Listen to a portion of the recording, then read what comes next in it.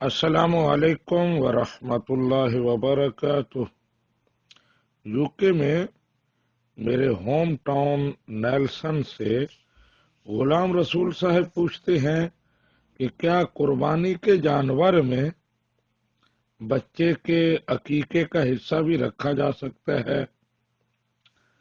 اس سلسلے میں گزارش یہ ہے کہ بالکل قربانی کے جانور میں بچے کے عقیقے کا حصہ رکھا جا سکتا ہے۔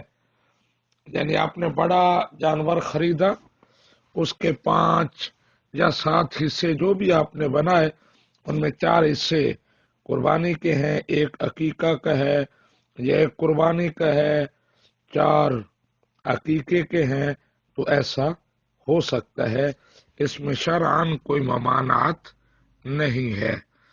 ھذا ما عندی واللہ ورسولہ اعلم بالصواب۔